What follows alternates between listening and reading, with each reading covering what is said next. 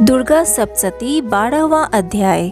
राक्षसों और दैत्यों का संहार कर देवी माँ कैसे जगत की और देवताओं की रक्षा करती है। देवी बोली, देवताओं, जो एकाग्रचित्त होकर प्रतिदिन इन स्तुतियों से मेरा ध्यान करेगा, उसकी सारी बाधा मैं निश्चय ही दूर कर दूंगी। माँ भवानी को नमस्कार। हे देवी माँ, हमारे संकट दूर करो। जो मनुष्य नीचे दिए हुए प्रसंगों का पाठ करेंगे, मधुकैटभ का नाश, दुर्गा सप्तशती अध्याय 1, महिषासुर का वध, दुर्गा सप्तशती अध्याय 3, शुंभ निशुंभ के संहार, दुर्गा सप्तशती अध्याय 9 और 10 में शुंभ और निशुंभ का वध के प्रसंग का तथा अष्टमी, चतुर्दशी और नवमी को जो एकाग्रचित्त भक्ति पूर्वक मेरा महात्म्य का श्रवण करेंगे, उन्हें कोई पाप नहीं छू सकेगा। उन पर पाप जनित आपत्तियां भी नहीं आएंगी। उनके घर में दरिद्रता नहीं होगी तथा उनको कभी प्रेमी जनों के विछोह का कष्ट नहीं भोगना पड़ेगा।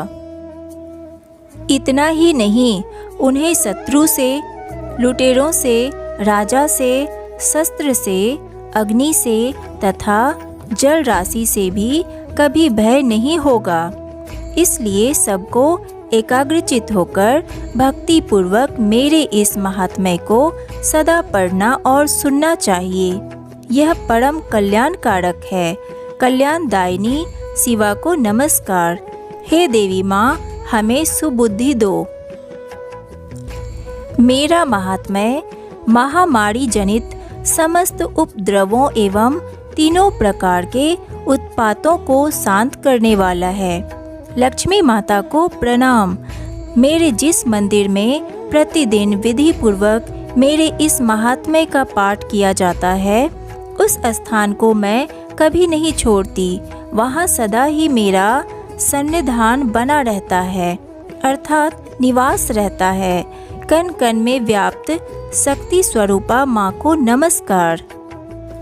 पूजा, होम तथा महोत्सव के अवसरों पर मेरे इस चरित्र का पूरा पाठ और हवन करना चाहिए।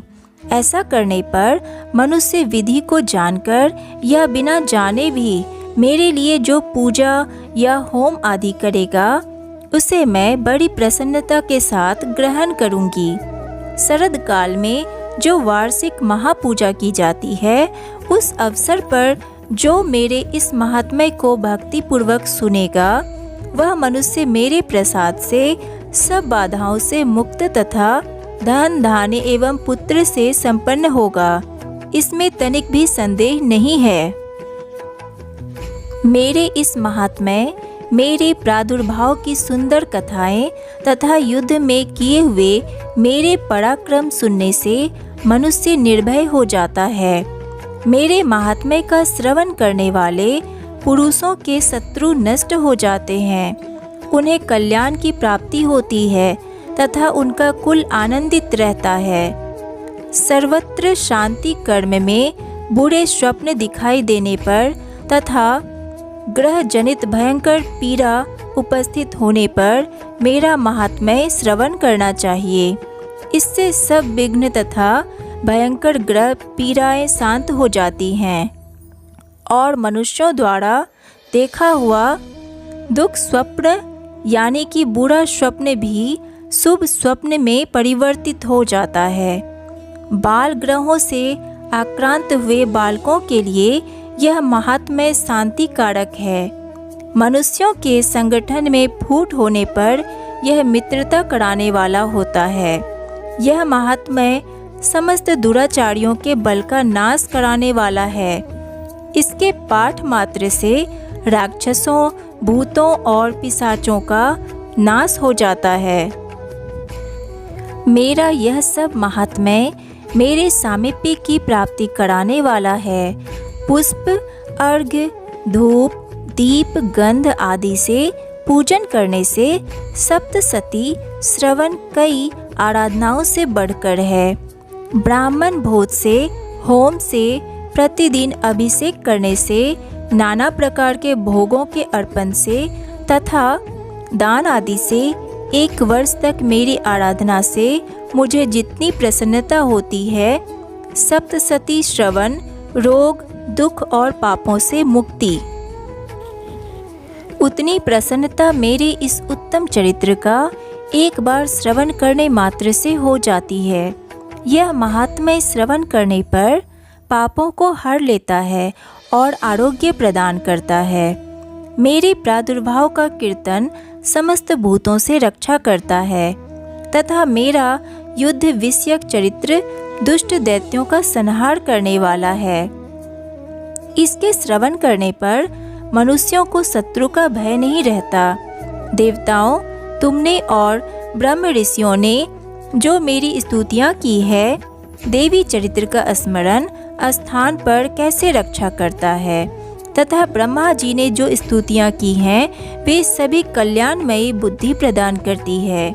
वन में सुने मार्ग में दावानल से घिरे जाने पर, निर्जन स्थान में लुटेरों के दांव में पड़ जाने पर या शत्रुओं से पकड़े जाने पर अथवा जंगल में सिंह, बाघ या जंगली हाथियों के पीछा करने पर मेरे चरित्र का स्मरण करने से कष्टों से रक्षा होती है। कुपित राजा के आदेश से वध या बंधन के स्थान में ले जाए जाने पर, महासागर में नाव पर बैठने के बाद भारी तूफान से नाव के डगमग होने पर और अत्यंत भयंकर युद्ध में शस्त्रों का प्रहार होने पर, वेदना से पीड़ित होने पर अथवा सभी भयानक बाधाओं के उपस्थित होने पर जो मेरे चरित्र का स्मरण करता है, वह संकट मुक्त हो जाता है। मेरे प्रभाव से सिंह आदि हिंसक जंतु नष्ट हो जाते हैं तथा लुटेरे और शत्रु भी मेरे चरित्र का स्मरण करने वाले पुरुष से दूर भागते हैं। ऋषि कहते हैं, ऐसा कहकर प्रचंड पराक्रम वाली भगवती चंडिका सब देवताओं के देखते देखते अंतर्ध्यान हो गई। फिर समस्त देवता भी शत्रुओं के मारे जाने से निर्भय हो पहले की ही भांति यज्ञ भाग का उपभोग करते हुए अपने अपने अधिकार का पालन करने लगे। संसार का विध्वंस करने वाले महाभयंकर पराक्रमी देव शत्रु शुंभ तथा सभी असुर पाताल चले गए। महाबली निशुंभ के युद्ध में देवी द्वारा मारे जाने पर शेष दैत्य पाताल लोक में चले आए। राजन, इस प्रकार भगवती अंबिका देवी नित्य होती हुई भी पुनः पुनः प्रकट होकर जगत की रक्षा करती है।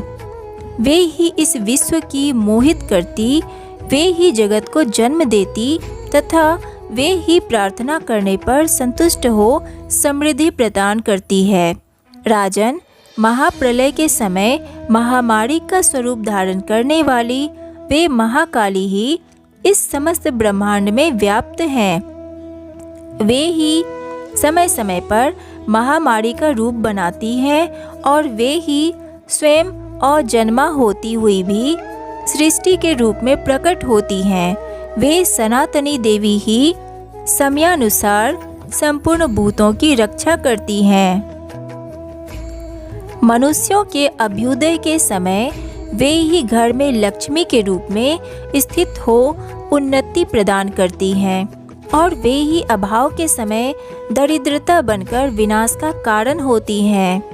पुष्प, धूप और गंध आदि से पूजन करके उनकी स्तुति करने पर वे धन, पुत्र, धार्मिक बुद्धि तथा उत्तम गति प्रदान करती हैं। फल स्तुति नामक 12वां अध्याय यहाँ पर समाप्त होता है।